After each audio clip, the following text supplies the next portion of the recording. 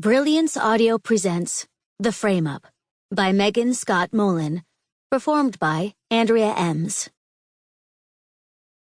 Instead of finalizing his coffee order, the schmo ahead of me in line is reading on his iPad. The headline, "Mystery Drug Bust at Docks," splashed across the screen.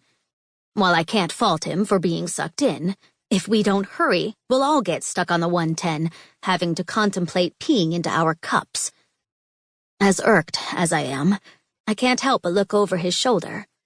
I read about the drug bust this morning in my Twitter feed, but I didn't see a picture of the crime scene. It's a doozy. Who doesn't love when two street dealers are trussed together, back-to-back on the Long Beach docks, left with a note for the police? Actually trussed together, like in a comic book. I squint my eyes, lurking over the guy's shoulder, probably a little too long, but is that an outline around the criminals? It can't be, but if I tilt my head just a little, it does look a little like a rabbit. And if so, this tableau bears a striking resemblance to something I've seen before. It is probably a glare in the shop or a trick of the light, but my poor little writer brain has no defense against this sort of nerdy imaging. All I can see is a panel from my favorite comic come to life. All that's missing is a golden arrow, I mutter, giving the picture one last look as the line shuffles forward. I dutifully shuffle, straight into iPad guy's heels. He snaps the iPad closed. "What did you say?" Oh, crap. iPad guy looks straight at me with the typical, "I disapprove of your purple hair" frown on his face, and completely ignores the counter girl yelling, "Next!" There's a lull in the shush and hiss of the coffee-making orchestra that suggests they're ready to make the next order. Nothing. Just that news story reminds me of a graphic novel. Are you ready to order?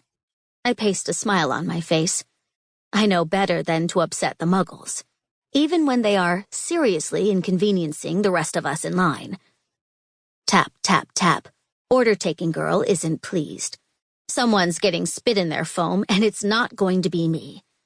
No, I'm still I step around the man and belly right up to the bar.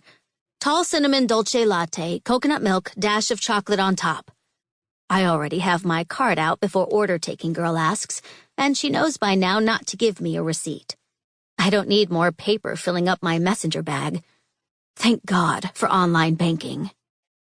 I'm startled when iPad guy sidles up next to me while waiting for the barista to finish his drink.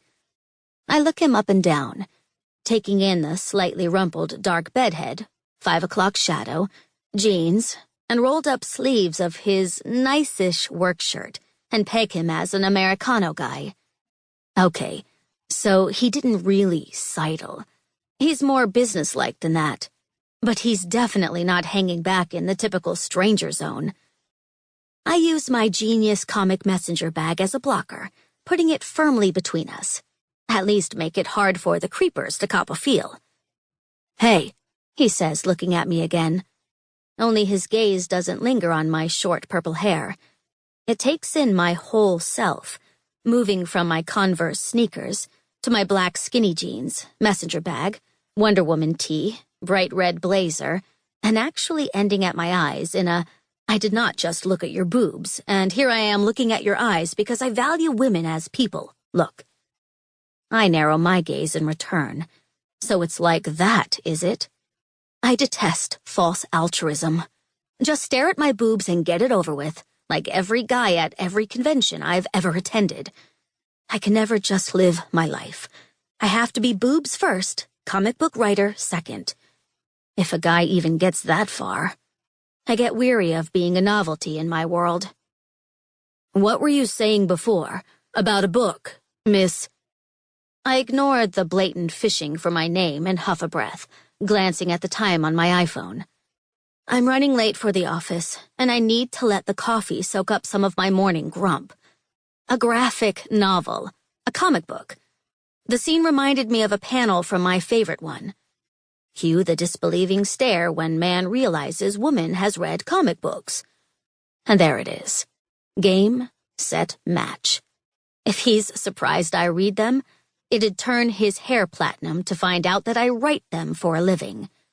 MG, cinnamon dolce latte. Saved by the barista.